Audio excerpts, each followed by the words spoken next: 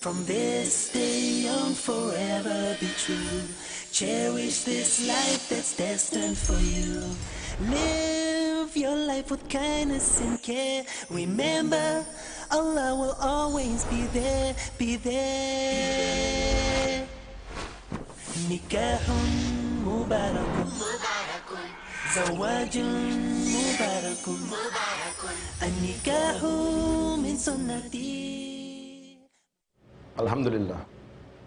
Wassalatu wassalam ala rasulillah wa ala alihi wa sahbihi ajmain. Amma ba'd. A'udhu billahi minash shaitanir rajim. Bismillahir rahmanir rahim. Hunna libasul lakum wa antum libasul lahunna. Bismillahir rahmanir rahim. Ya ayyuhan nasu ittaqu rabbakum allazi khalaqakum min nafsin wahida wa khalaqa minha zawjaha. Rabbi shrah li sadri wa yassir li amri wahlul 'uqdatam min lisani yafqahu qawli. My brothers and sisters, I welcome all of you with the Islamic greetings. Assalamu alaikum wa rahmatullahi wa barakatuh. May peace, mercy and blessings of Allah subhanahu wa ta'ala be on all of you.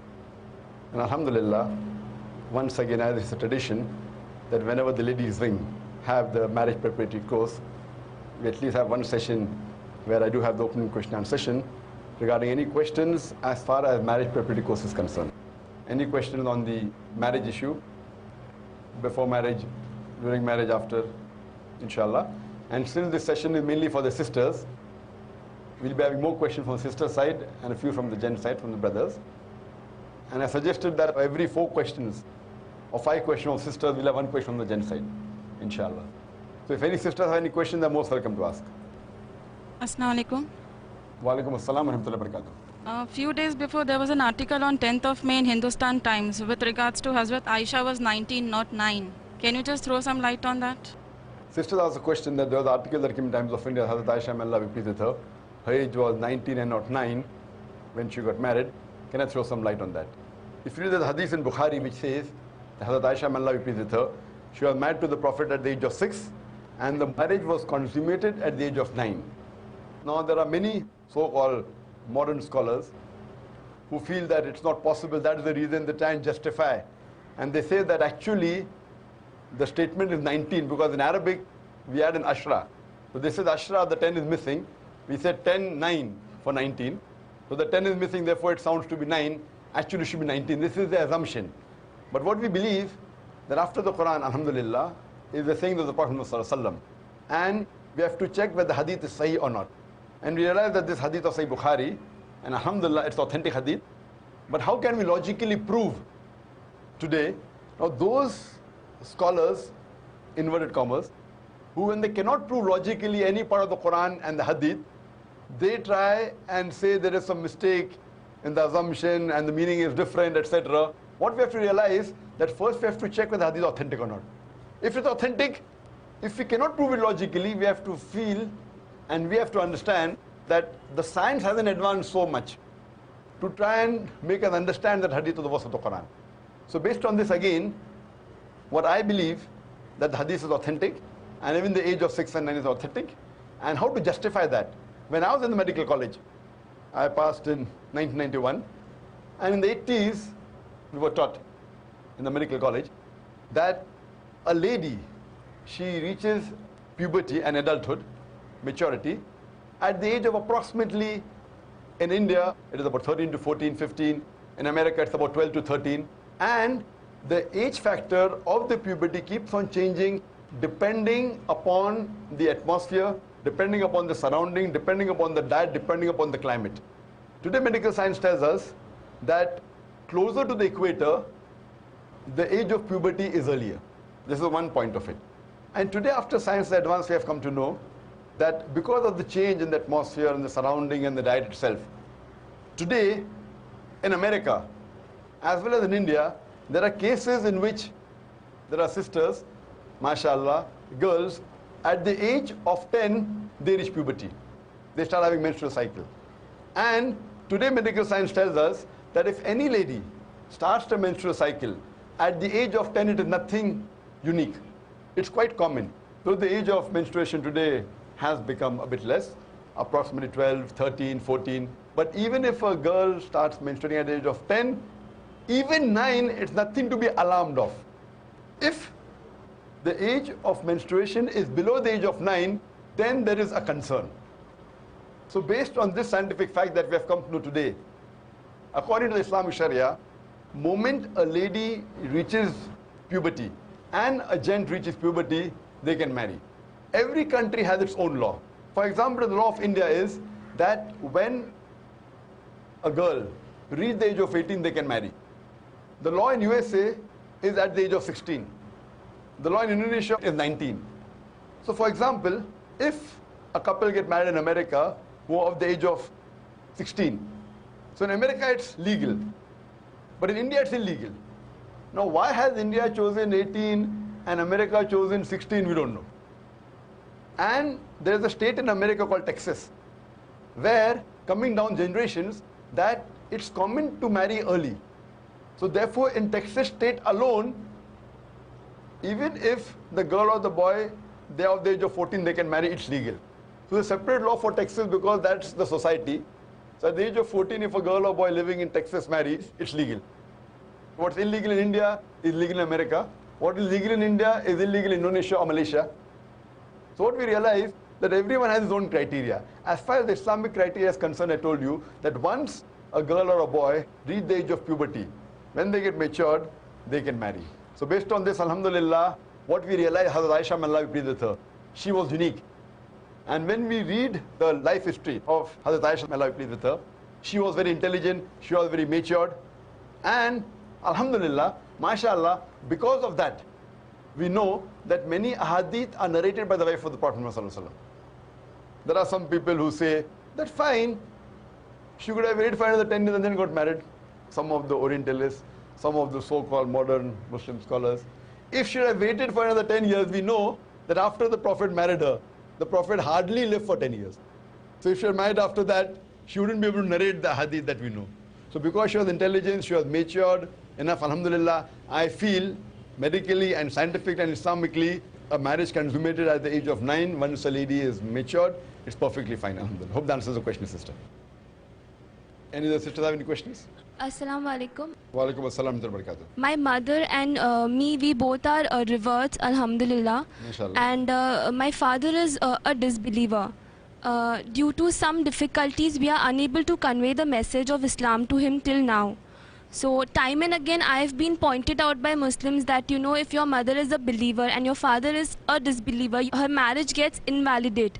So my mother cannot stay with him. But it's like we need some more time, inshallah, to work it out. So how do we deal with such situation, and does the marriage really get invalidated?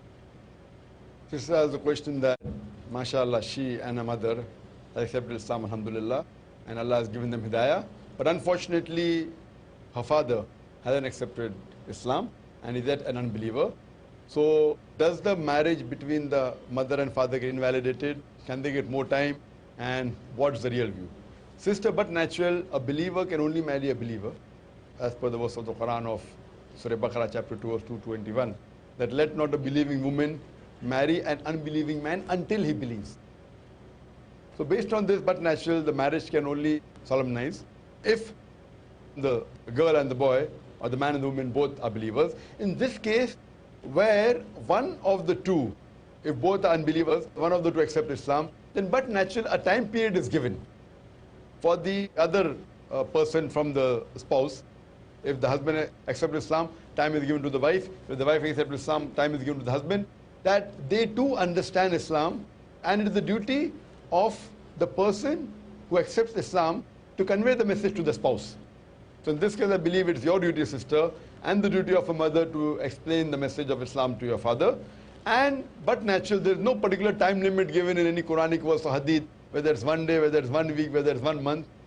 But I believe sufficient time to be given. What is sufficient may keep on changing from each individual couple, but you can't take years together. You can't say that, okay, I require years. So in this case, I feel that you and your mother should explain Islam in the best capacity that you can and convey the message. And if he realizes the truth, alhamdulillah. If he doesn't realize, then try and put pressure that Islam does not allow the mother to stay with the father. And this marriage will have to be broken if you don't accept Islam. And then give him time. Explain to him in the best way. And explain that because I'm a Muslim, I have to be a good wife to you. So in this way, you try behaving a better daughter to to your father than what you were before. This will have a very great impact on your father. Same way your mother should behave like a better wife than what she was before. So what my advice is, that if you know certain things which your father used to tell you before you reverted to Islam, which you never used to follow, as long as that thing is not haram, my advice is start following it, even if it may be difficult for you. As long as it's not haram, if he told you something which you did not like, but if it does not fall in the haram category, my request is you start obeying him. Same with your mother. Something with your father used to tell your mother, where she did not like it because of the personal like or dislike. But as long as it is not against the Quran and Sahih Hadith, I would request your mother to behave better with your father. So you should notice that after my daughter has accepted Islam, she is behaving a better daughter to me. And after my wife has accepted Islam, she is a better wife to me than before. This will be a key role in making me accept Islam.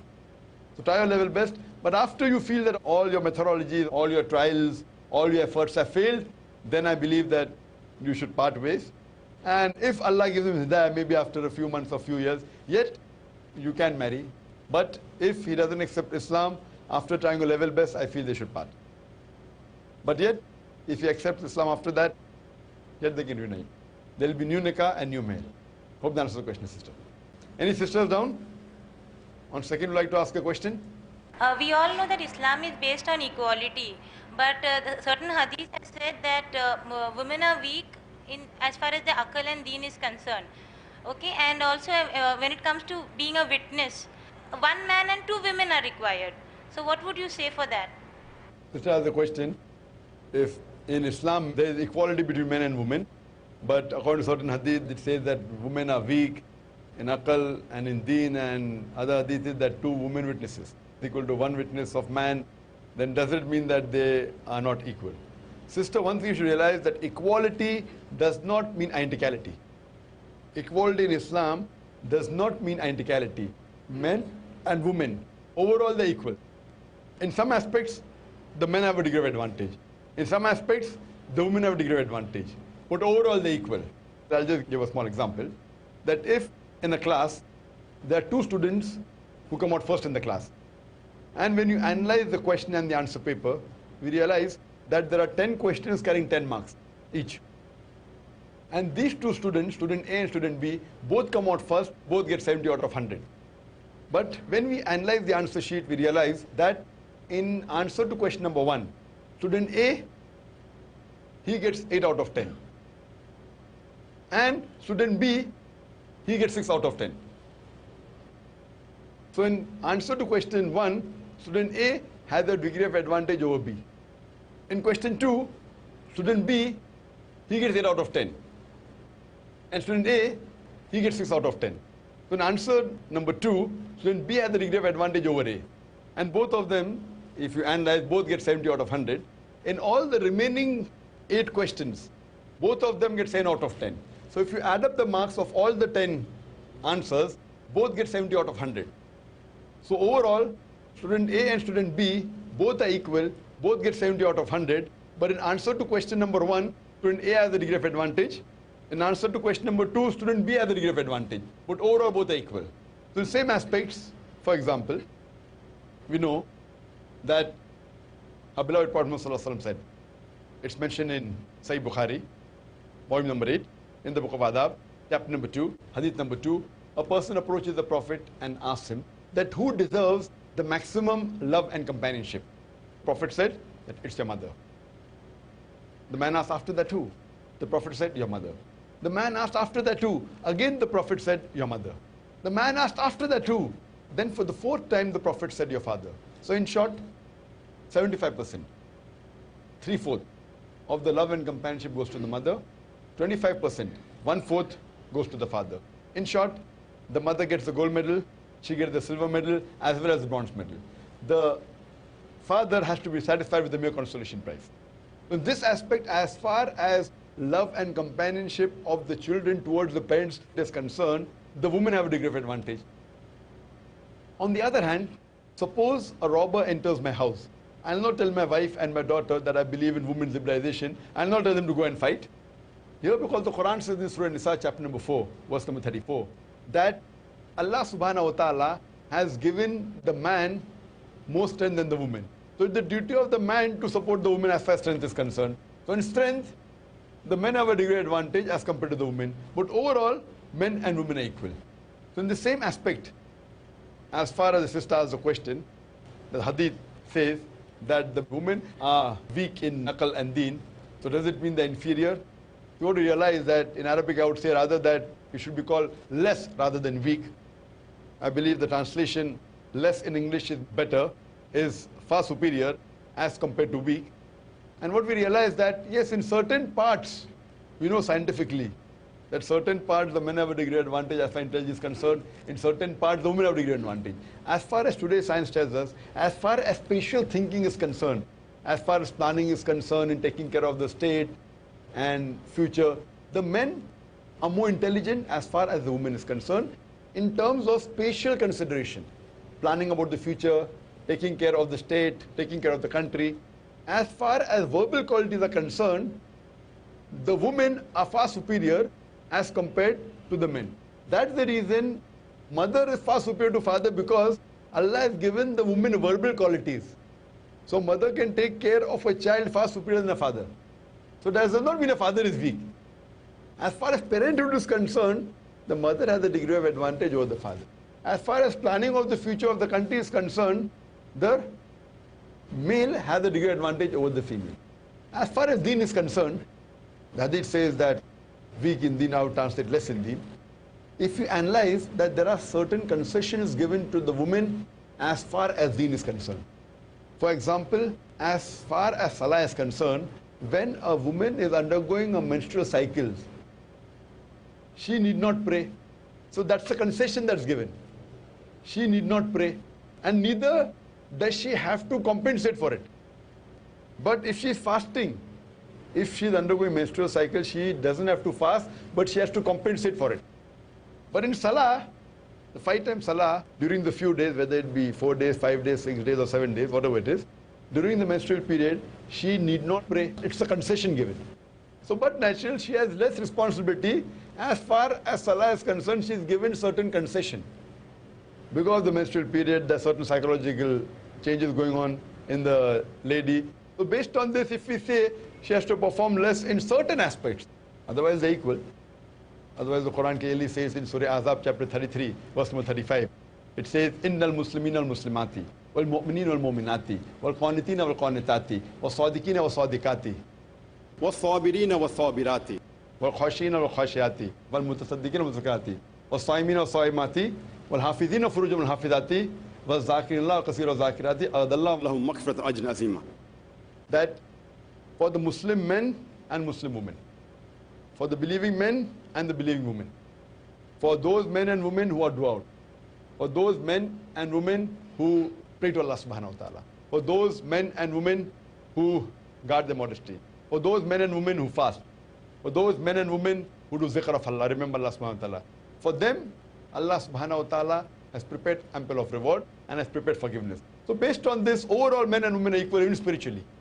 In certain aspects, Allah subhanahu wa ta'ala has given concession. That's what I interpret the hadith, that they have to do less activities. The best example is salah. And as far as the third part of the question is concerned, that as far as witness is concerned, that 2 women witness equal to 1 witness of man, this is a misconception. If we analyze, there are various verses in the Quran which talk about witnesses. And most of the times, witness of men and women are the same, except in certain cases. There's a verse in the Quran in Surah Baqarah, chapter number 2, verse number 282, which says that when you get involved in a financial transaction which involves future obligation, put it down in writing and take 2 men as witnesses amongst yourself. If you can't find 2 men, then 1 man and 2 women. Because if one makes a mistake, else the other will correct her. Though some of the translators have said, if one forgets, the other will remind. I believe that the correct translation here of Tazil is more that if one makes a mistake, else, then the other would correct her. Now, this verse of the Quran specifically speaks about financial transaction. And what is the logic behind this? That why in financial transaction 2 men are preferred? Or 2 women is equal to 1 man? It is because in Islam, man is the breadwinner. It is the duty of the man. Before a woman is married, it is the duty of the father or the brother, and after she's married, it is the duty of the husband and the son to look after her lodging, boarding, clothing, and all financial aspects. So here, the responsibility of earning in the family has been put on the shoulders of the man. So since he's the breadwinner, he's the one who looks after the family as far as financial aspect is concerned, but natural, he's financially more aware. So in financial transaction, but natural, the man is more qualified as compared to women. For example, if a person wants to undergo a major surgery, the best would be that he takes the advice of 2 qualified surgeons. If he can't find 2 qualified surgeons, he takes the advice of 1 qualified surgeon and 2 MBBS doctors. He can't do the surgery, a major surgery with 4 MBBS doctors. 1 qualified surgeon and 2 MBBS doctors. Similarly, here the Quran says that 2 men amongst you for witness. If you can't find 2 men, 1 man and 2 women. The Quran does not say 4 women. So it's not 1 is equal to 2 exactly. It is preferable to have 2 men as witness because the men are more qualified. As far as financial transaction, if you can't get 2 men, then 1 man and 2 women.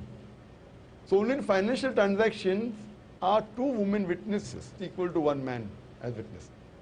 There are other cases the fuqaha say in case of murder, because of the nature of the woman, because of the fear factor, because of the murder case. In this case, 2 women is equal to 1 man. Otherwise, all the other cases, for example, the Quran speaks about talaq in Surah Talaq, chapter number 65. It's mentioned 2 witnesses. It's not mentioned whether it's a male or a female. And to be more specific, there's a verse in the Quran in Surah Nur, chapter number 24, verse number 6, which says that if the man lays allegation against the wife, and if he doesn't have 4 witnesses, then he can take oath 4 times against the wife. And if the wife, on the other hand, if she disagrees and she thinks that the husband is telling a lie, she too can take oath 4 times if she doesn't have any witness.